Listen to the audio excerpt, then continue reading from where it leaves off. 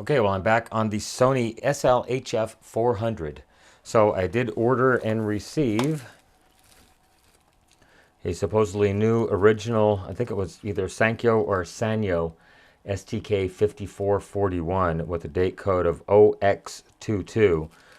And from my understanding, the O was always the last year of, or the last number in the year. So either 2010 or 2020, most likely, and the 22 is the week that it was produced. And then the X might be the plant or the, I don't know, some kind of internal. It did come with a little tiny thing of dielectric, or not dielectric, but silicone heatsink compound. I'll probably end up using the stuff that I have. So what I want to do is pull the power supply out of this unit, replace that STK chip, and while I have it apart, maybe check that big filter cap in it as well. As you recall from the first episode on this unit, I had to supply an external 9 volts and an external 12 volts right there. Let's go ahead and zoom on in to make it easier to see. So I did go ahead and confirm that it had no 9 volt output, it had no 12 volt output, but it does have a 5.5 volt output. And then that is the power on command that I can externally supply power to turn on that STK chip that lives right there. So I'm just going to go ahead and get everything ready. I know I'm going to have to do some more work on the mechanism. I think it has a dirty switch. I do not believe that these had mode select switches per se. They just had a switch that told it when it was unloaded and when it was loaded. And I know that the switch on the carriage up here that lives right there is definitely oxidized. So I suspect that we're having the same problem over here on the mechanism. Well, this is obviously not the mechanism, it's the power supply. But let's get this thing out of here. It should just lift out at this point. And I'll just move that guy out of the way and clear this stuff off, and we'll get started on that power supply that lives right there. One moment. Okay, so I think what I'm going to do is just start by unsoldering the STK chip from that little breakout circuit board that it has. I guess I should adjust the exposure just a bit. There's a lot of white involved here. One moment while I pump up the exposure by probably, yeah, we'll go one full stop. I think that'll give you the best viewing experience. Okay, I've got my Hako warmed up and ready to go. It is the FR301, as people have been asking me, what is the model? FR301-03. I'm not sure if that 03 denotes that it's a 120 volt model or whatnot.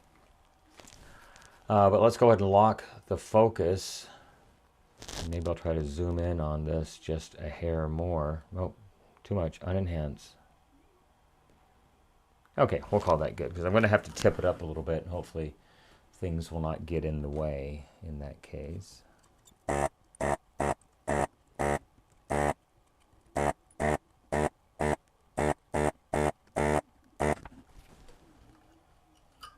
Okay, that is completely loose, so that is good. We shall go ahead and remove the 2 screws, which are, my hand's going to get in the way unless maybe I tip it sideways.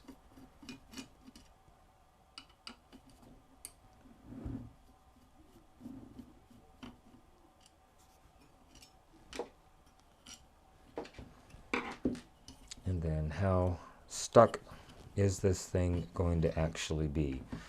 I might need a small prying apparatus.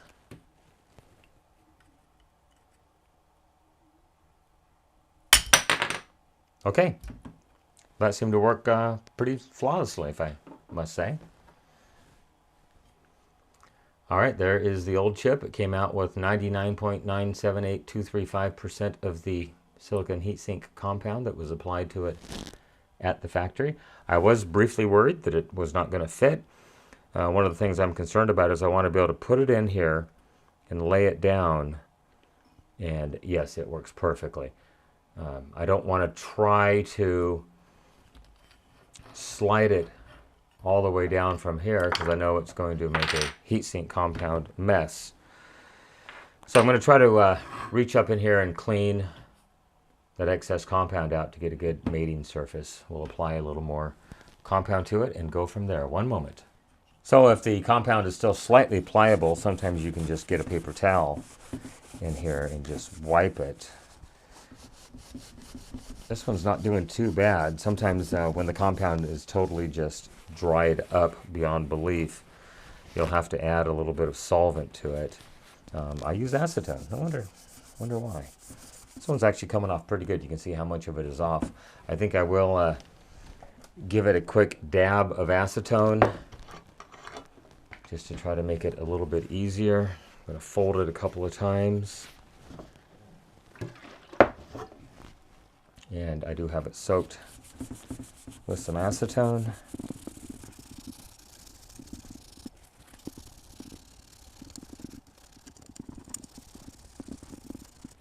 Yeah, there's just the tiniest bit of residue, but it does not want to release. So I think I'm just going to call it a day, and we'll mount the new STK chip on there and move forward. Incidentally, if anyone is interested, there's the code on the back of the chip, 5441C2K0E, I do believe. So I've got my heatsink compound here. I'm just going to add just a little thin layer to the back side.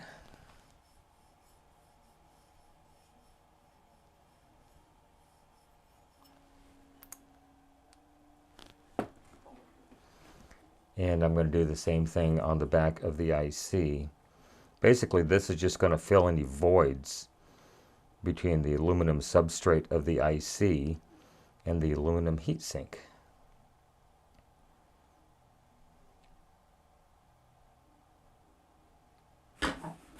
Okay, I am good with that.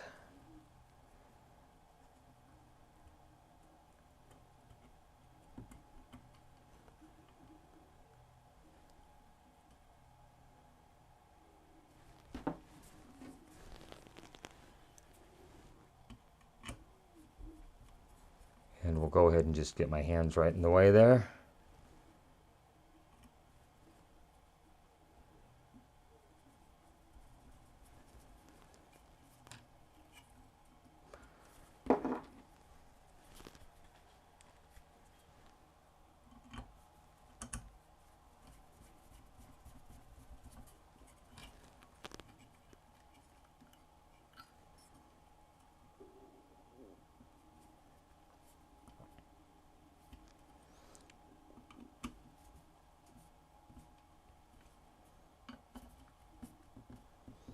And click, good and tight. Click, good and tight. Now it's just going into aluminum, so you don't really want it to strip out those threads. They have self-tapped in the aluminum. You can see I've got a nice squish out of the silicon compound on the top and what looks like a pretty nice squish out on the bottom as well. Okay, let's see if I can get this to fit over all these pins peacefully. Sometimes it does take a little tiny bit of finagling. It does actually help if I can see what I'm doing. I got a few of them started.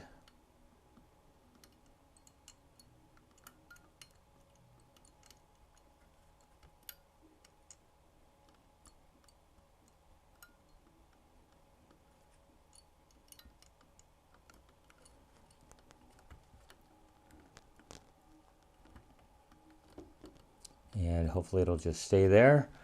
Winner, winner, chicken enchiladas once again. So I'm just going to go ahead and add some solder to each end, tack them down, and then I'll solder all the rest of the pins. Okay, here we go.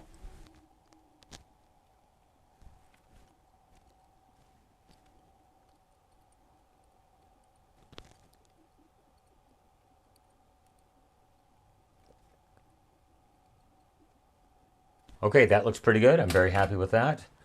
Next, I'm going to try to get my dummy load out and try to put some loads on these various power supplies and pull some current and see what actually happens. One moment. And I'm pretty sure someone's going to say that second pin, which is actually pin 14 of the STK chip, does not look good. I should say the lead out. So we'll just go ahead and give all of these a touch up, the ones that I deem irresponsible. These actually look pretty good. There's only like this one and maybe that one. that don't look too terribly good. Now that one looks worse. Okay, I definitely like that better.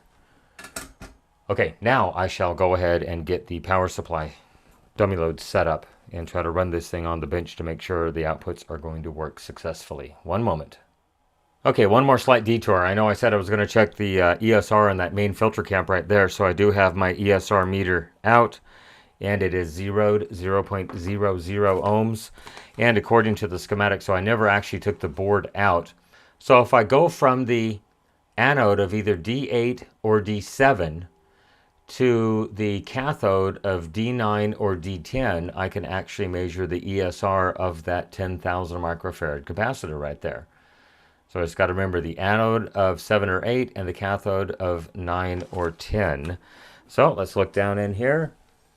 Well, there's the anode of 7 quite easily, and then right there is the cathode of 10. And I read 0.03 ohms. I am perfectly happy with 0.03 ohms. It's actually teetering between 0.2 and 0.3. I'm kind of wiping the leads here. So yeah, perfectly happy with the ESR on that big 10,000 microfarad capacitor. Okay, now on to hooking up the dummy load and getting this set up to test. One more moment. Okay, so I've got 3 multimeters set up right here to measure the 5.5 volts, the 9 volts, and the 12 volts. Once I switch the power supply on, I do have a 1K resistor in series with the turn-on lead. I've got my power supply set up to 4 volts. And the way I've got this set up right now is, where'd my cheat sheet go? So I'm going to be supplying the 12 volt power supply with 10 ohms, which should equate to 1.2 amps. The 9 volt power supply is going to be supplied with 10 ohms, which should equate to 900 milliamps. And if you notice, it is rated at a 1 amp output. Power supply 2, which is the 9 volt, is rated at 1 amp. So I'm pushing that one pretty doggone close. And on the 5.5 volt power supply, I've got 3 of these 5 ohm resistors in series, and that will give me 15 ohms for a output of 360 milliamps. The 5.5 volt power supply is rated at 500 milliamps. So just to make sure I've got my leads correct, we'll just put these things on ohms. And so this will be the 5.5 volt power supply. I expect to see something close to 15 ohms over here. And I see 15.7. I'm perfectly fine with that. This will be the 9 volt power supply. I should see about 10 ohms. And I see 11.4. Good with that. And then this switch will be for the 12 volt power supply. Over here, I should see, well, about 10 ohms. I see 12.5. That's fine. Cheap little Chinese leads on some of these meters. And I did make a note over here. You guys can't see it off camera, but there's my 5.5 volt switch, my 9 volt, and my 12 volt switch right there. Okay, so we'll put this back in volts. This one's going to be the 12 volt, so I want to go ahead and change the range up to 60 in manual. I'm going to do min-max. This one's going to be the 9 volt. I do need to change the range up to 60 again. And we'll do min-max on it. This will be the 5.5. It should be fine on the 6 volt range. And we'll do min-max on that as well. Now I'm not showing a minimum or a maximum right now. I just have the min-max mode enabled. So I'm just going to go ahead and give this power supply a quick blip. And hopefully we'll see about 5.5 volts right there. All the loads are currently turned off. And we went past 6 volts. Went to 18. I don't like the looks of that. Let's try to discharge it down. What will it do under load? Maybe it is expecting a load to be on there. Oh, I know what's wrong. I've got this on the wrong terminal. One moment. The terminal that is on is actually labeled as the, I believe it's 26 volt power supply, and that's what comes right out of the bridge rectifier. Here it says 16.5 volts. So I'll turn that back off. I have it on the 60 volt range. And I would expect it unloaded to go up to in the 20s pretty easily. Yeah, so about 19.5 volts. I deem that perfectly acceptable. Let's go ahead and discharge that big filter cap right there so no sparks actually happen. We did not get any voltage on these meters whatsoever. All right, once again, in one moment, I need to move this over 2 pins in that direction. Okay, I certainly like that a lot better. Let's go ahead and turn off min-max, put this back on 6 volts, and enable the min-max mode once again. We'll just power this on with the blip unloaded right there. And I get 5.577 volts. That's perfectly fine. Let's load it down. 360 milliamps, 5.52 volts. And I'm perfectly fine with that. Now, let's go ahead and just briefly apply power and see what we get over here.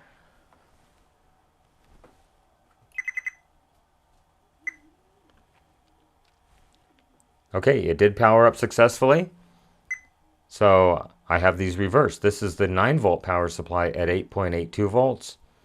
And this is the 12 volt power supply at 12.07.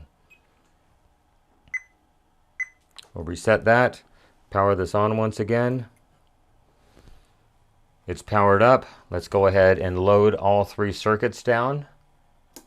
There's the 5 volt, 5.5 volt. There is the 9 volt loaded. And there is the 12 volt loaded. I'm perfectly happy with that. We are currently pulling, let's see, about 55 watts right now from the AC line.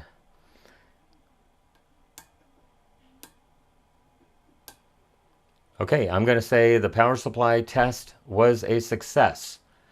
So I think I'm going to leave that at part 2 because I'm sure it's getting up there in minutes already. Next, we will go ahead and put this back in the unit and try to service the mechanism on it. Like I said, I think there's some dirty switches that need to be serviced. But anyhow, that is it. We'll remove all power from it. It does turn off, as you can see right there. And we'll remove the AC power as well. And I'm just going to load that 5 volt power supply down just to discharge any stray voltage in this power supply. All right, thanks for watching. Once again, remember, with your help, we can try to keep these things out of the landfill, out of the recycle bin, and out of the e-waste facility. Everyone, thanks for making it through part 2, actually part 3, of the Sony SL-HF400 Super Duper Betamax VCR. Everyone have a great day. Thanks so much for watching once again. Bye-bye. What was it? SL-HF400. I almost said HF. It's SL. What? Words. Get your words right.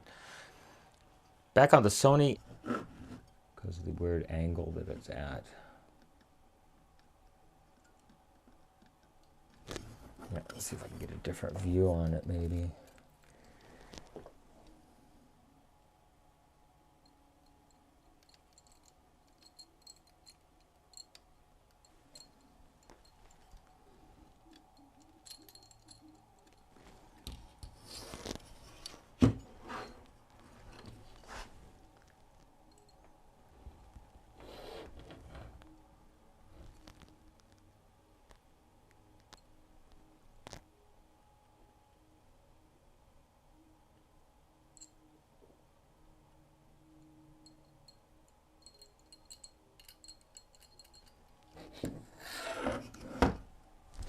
Oh, this is going to be time consuming. In one moment. But if I go from the anode of D9, that is the negative side of the capacitor. And if I go from the cathode of D9, that is going to be the positive side of that big 10,000 microfarad capacitor. So, no, I am mistaken. My bad. Okay, we'll take that again. That'll be a blooper.